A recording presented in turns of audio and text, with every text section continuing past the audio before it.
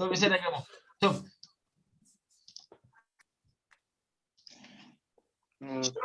Boker Tov Lachem Rabotai. Alors, à la demande de pas mal de personnes, notamment des gens, des Chayalim, notamment des gens aussi de la Keïla, les Ratachim vont faire un petit chiot. Un petit chiot sur le Ilchot Pesach Shechal Be. RF Pesach Shechal Be Shabbat. Parce que Bezrat Hashem, on a cette semaine, cette année, c'est une année particulière, on a eu pas mal de choses d'ailleurs particulières. On a eu la fête du Purim, elle était aussi particulière. On a eu Purim sur 3 jours. À Yerushalem, le Purim et Shulash. 14 Adar qui est tombé vendredi, 15 Adar qui est tombé Shabbat, 16 Adar c'était la Saouda à Yerushalem et l'Imshkochemanot. On a eu également chaque année où il y a Purim et Shulash, un mois après, on a le 14 du mois de Nissan qui va donc tomber un Shabbat, donc Erev Pesach, Shechal et Shabbat, c'est toute une sougia, Rabotai, c'est une sougia et dans la Gemara, dans le Sechet Tzachim, et dans le Shulchan Aruch Siman Taf, même Daled, et également une sougia d'un point de vue aussi technique, comment on fait pour s'organiser sur pas mal de choses. C'est-à-dire, alors regardez, on va commencer par déjà pour nous resituer dans le temps. C'est-à-dire s'il y a des She'elot, Besimcha Rabba, on va déjà essayer de se resituer dans le temps. Là où on est aujourd'hui, Yom Sheni Bet Benissan. Ce qu'on parle, ça va commencer à s'appliquer la semaine prochaine, dès jeudi. J'explique. Une seconde, je le fais en share screen. Tac. Share screen, je veux partager ce fichier-là. C'est-à-dire, regardez, vous voyez avec moi, juste pour nous resituer. Tirazman.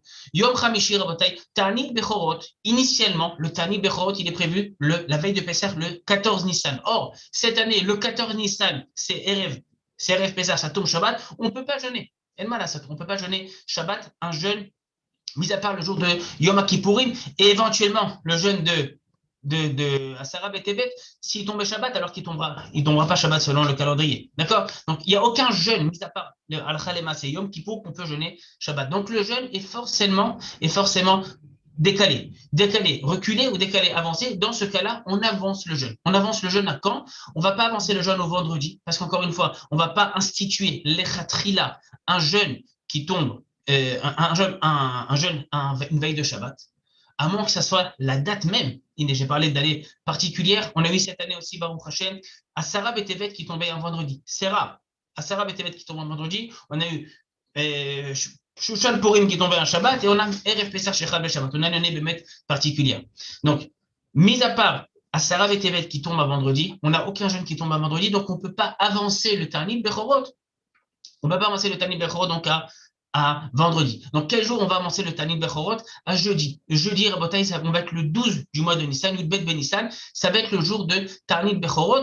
Et le soir, donc le jeudi soir, la nuit entre le jeudi et le vendredi, c'est la nuit d'ailleurs du changement d'horaire. Et c'est la nuit également, c'est la nuit du changement d'horaire, juste que je ne dise pas de bêtises. Oui, c'est le Charles Kait. Et c'est la nuit également, et on va faire ce qu'on appelle Bdikat Hametz, Biur Hametz. On en reparlera tout à l'heure. Maintenant, est-ce que cette année, on peut assister à un Ta'anit, à un Siyum Masechet pour le Ta'anit Bechorot? Alors ça, logiquement, de base, quelle différence? Vous allez me dire quelle différence? Et je vais vous amener des avis. Pourquoi oui et pourquoi non? On verra après quelle est la maskana, mais pourquoi oui, pourquoi non? Il y a un avis qui nous dit que d'Afka cette année, c'est plus problématique de faire un Siyum ou d'assister à un Siyum et par le Siyum de nous dispenser du jeûne. Pourquoi? Il y a un avis qui est ramené dans la halakha qui nous dit que toute la raison pour laquelle, d'habitude, les années normales, on peut se dispenser du jeûne en faisant un Siyum Masechet, c'est uniquement pour qu'on puisse être concentré le soir de Pessah pour faire la mitzvah de la Seder, la Haggadah Shel Pessah, les kazetim de Matzah, Maror, Vechoulé. Maintenant, en fait, on nous a dispensé du jeûne grâce au Ta'anit, grâce au Sechaga, grâce au Siyum Masechet, uniquement pour qu'on puisse être concentré. Or, cette année, vu que la veille de Pessah, ça tombe en Shabbat, et de toutes les façons, Shabbat, comme je l'ai dit tout à l'heure, on ne va pas jeûner. Alors, il y a des poskim qui disent que cette année, d'Afka, le Siyum Masechet ne marche pas. Alacha, les Maaseh, c'est Bidiou Kafour, et j'explique pourquoi c'est pas vrai. D'Afka, cette année, le jeûne, on a dit que le jeûne Bismano, il est censé tomber le Shabbat, le 14 Nissan qui tombe Shabbat. Or, vu qu'on ne jeûne pas Shabbat, le jeûne est anticipé au jeudi d'avant. Un jeûne qui n'est jamais Bismano, qui ne tombe pas en son Zman réel, d'accord, il est ou avant ou bien après, c'est un jeûne d'une manière générale, on est un peu plus cool, on a un peu plus Mekilim. Or, si déjà une année normale, on peut se dispenser du du Ta'anit par un Siyum Masechet, Kal Vachomer cette année, qu'on pourra se dispenser du Ta'anit par un Siyum Masechet. Donc, s'il y a des premiers-nés ici, alors faites attention et vous serez sortis de Bidoud, j'espère, en tous les cas. Et Bezrat Hashem, la Tzet Yedei Chova à l'idée Siyum Masechet. Donc, ça, Rabotai, c'est pour le jeudi Yudbet Nissan. Le jeudi soir, Rabotai, qu'est-ce qu'on a le Excusez-moi, jeudi soir? Rav. Écoute. Oui, si du coup on est retourné à l'armée, tout ça, et qu'on n'a pas de minyan et qu'on ne peut pas assister à un Siyum Masechet, est-ce que ça pourrait marcher par un live ou un Zoom ou un cours YouTube ou pas du tout? De deux choses l'une, de deux choses l'une. Si, et je pense que c'est ton cas, Tzadik, tu es plus que capable de faire un siyum masechet, ne serait-ce qu'une masechet mishnayot, une masechet de Mishnah, avec le perouge du Rabbi Ovadia mi Barthénora, kedai de Lol Atzet et Dechova par un siyum masechet en live, en Zoom, en YouTube, en tout ce que tu veux. Pourquoi? D'une manière générale, c'est pas un truc qui est les khatrila chez les khatrila. L'année dernière, vu les circonstances, Pessah, l'année dernière, Tafshin Pei, il y avait des circonstances particulières, on était en Séguer, il y a des gens qui étaient en bidou, donc on ne pouvait pas sortir de chez nous, donc les postim, les chachamim m'ont dit Besséder Efchar de la tête et de Chova avec un sioum via en Zoom. Cette année, Baruch Hashem, il n'y a pas de Séguer a priori. Et on n'est pas censé non plus être en bidou, surtout ceux qui sont vaccinés. Donc, a priori, moi, je serais tenté de te dire que faire un sioum sur YouTube, c'est pas bien. C'est pas que c'est pas bien, c'est stable, c'est stable. Quand on n'a pas le choix, il n'y a pas le choix. Là, on a le choix. Tu es en bidoud, tu as du temps devant toi, tu prends une petite maseret de Mishnayot. Petite maseret, pas, j'ai pas dit prendre maseret Kelim. Prends une petite maseret de Mishnayot. 3, 4, 5, 6 prakim. D'accord? Tu as encore 10 jours, un pérek par jour, c'est pas un truc énorme. Il y a des poskim qui disent que si on maseret avec le plus rouge du Rav Ovadia mi Barthénora, tu veux être super mahmir, prends maseret Psachim, il y a 10 prakim. On est le bet Benissan, donc le sium c'est Yud bet Benissan, on a exactement 10 jours.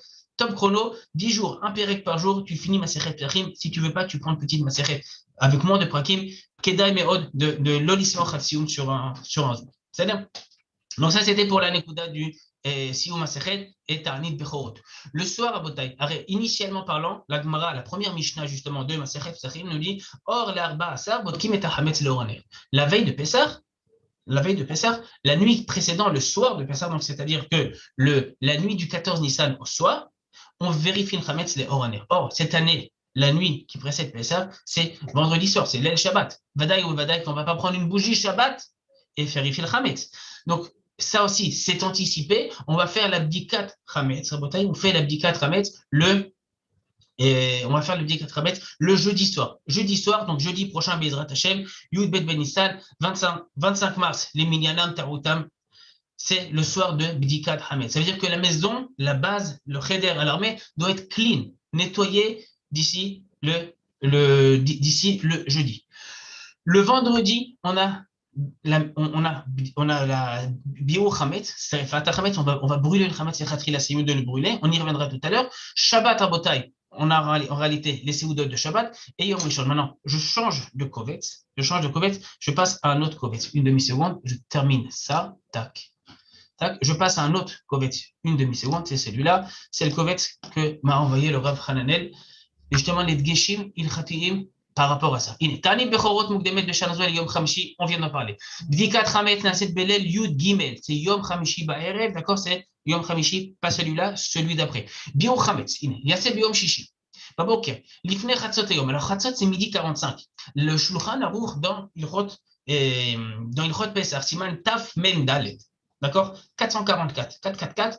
Le Shulchan Aruch, il dit comme ça, il ramène la Gemara dans Masechet Psachim, qui nous dit que même lorsque RF Pesach tombe et Shabbat, et qu'en réalité, Tachles, on peut continuer à consommer du Hametz même après. En temps normal, une année normale, Rabotai, on peut consommer le Hametz jusqu'à la 4e heure, et on peut tirer profit du Hametz jusqu'à la 5e heure. Donc, Bio Hametz, ça se fait jusqu'à la 5e heure, selon la Takana. Cette année, Tachles, on vu qu'on va continuer à manger du Hametz même par la suite. Donc, du fait, on pourrait même faire le Bio Hametz, brûler le Hametz le vendredi matin, même après. Le Shulchan Aruch, il nous dit, de façon à ne pas confondre cette année avec les années d'après, de dire que l'année prochaine aussi on pourra brûler le Hametz à 2 heures de l'après-midi, on ne va pas faire de distinguo, on va brûler le Hametz avant la 5e heure. Chatzot, c'est midi 45, donc la 5e heure, c'est 1 heure avant, c'est 11h45.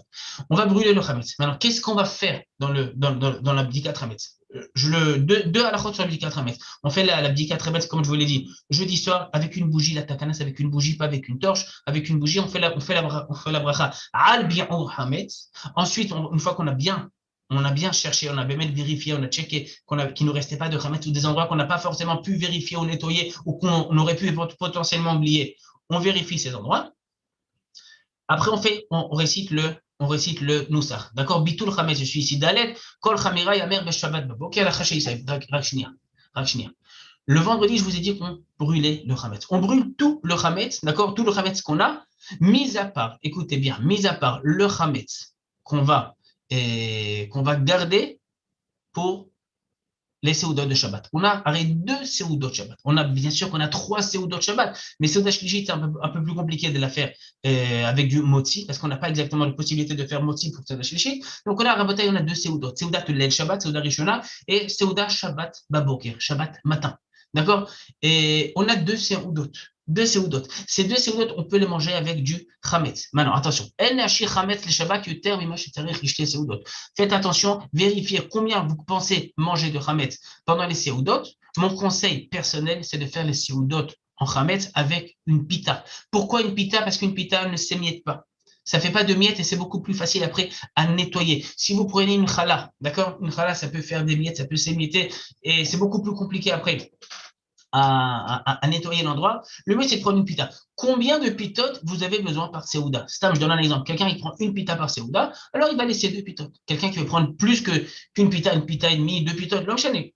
Chacun selon ce qu'il veut manger, ce qu'il compte manger. Ne pas sortir un paquet de 10 pitotes si tu sais très bien que tu vas consommer que 2 ou 3 pitotes. Chaval. Ne laissez uniquement que le chametz que vous comptez manger est terminé. Dans l'absolu, on le termine ce chametz.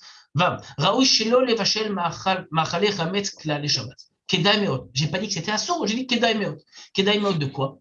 De ne pas faire un plat de Shabbat qui est chametz. Qu'est-ce que ça peut être? Ça peut être par exemple dafina, daf marocaine, choulette. Est-ce que vous mangez le hamin, d'accord, qui peut contenir du chametz, ça peut contenir du blé, ça peut contenir de l'orge, ça peut contenir toutes sortes de choses. Kedai meot de ne pas faire ce plat-là pour Pessah. Pourquoi? Vous allez me dire pourquoi? Parce que tout simplement le kli, la marmite dans laquelle vous allez cuisiner ce plat, d'accord? Il restera près du chametz. Comment je fais après pour nettoyer ce chametz pendant Shabbat? C'est un peu compliqué. Évitons de rentrer dans ce problème. Le mieux à faire, c'est de manger, faire motzi sur une pita, comme on l'a dit.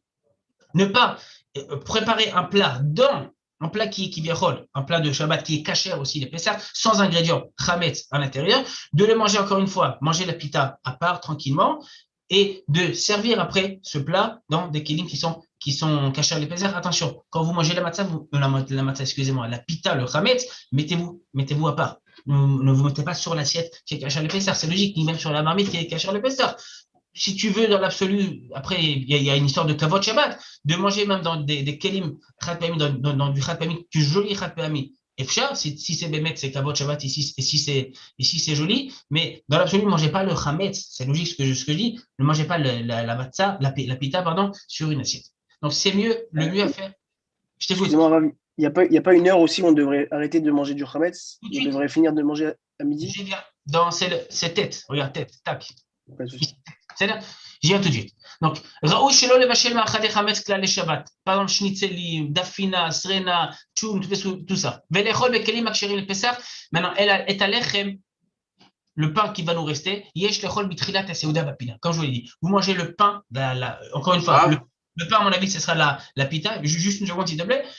La pita à part, tranquillement, parce qu'après, vous allez vous essuyer, éviter qu'il y ait des miettes sur vous, et après manger, mettre la Seuda Shabbat qui est en soi cachée à l'épaisseur. Je t'écoute. Oui, juste la vie qui a écrit un message. Si vous avez vu, il a posé une question par écrit. Non, dans le chat, non. Mais c'est Ouais. Mouzman. Alors, bon, je vous la lis pour lui. Rav, j'ai entendu du Rav Hananel qu'il est préférable de manger des lafotes plutôt que des pitotes, les lafotes faisant encore moins de miettes que les pitotes. Mais c'est d'argument. Qui va le dire? La faute, pitote, mais c'est là. Si ça fait encore moins de miettes, va dire que c'est encore mieux, mais c'est le ikaron. Ne pas manger un pain qui fait des miettes. C'est ça le ikaron. La faute, c'est même encore moins de miettes. Les pitas, quand tu la coupes, en tout cas, surtout quand tu la coupes, ça fait des miettes. Achito, tu sais quoi? En plus, c'est la faute. C'est encore plus grand. T'achètes des la faute. Tranquillement, il n'y a pas de problème. Mais c'est là. Et donc, on a dit le pain, il faut le manger betrilat seouda. Bien sûr que j'ai pas le droit de Pessah. Enfin, Pessah arrive, j'ai pas le droit ni d'avoir ni de posséder du chametz. Bali rae, bali matzeh. Le chametz, le chametz que j'ai chez moi à la maison, il va falloir bien sûr le jeter en dehors de la maison. L'eau bachatzer pratique. Si c'est mon khatser qui m'appartient à moi, je n'ai pas le droit parce que je possède du chametz dans ma cour. Encore une fois, si quelqu'un a voulu faire un hamin, il a mis de l'orge perlée dans son hamin, asso, les vacher. Encore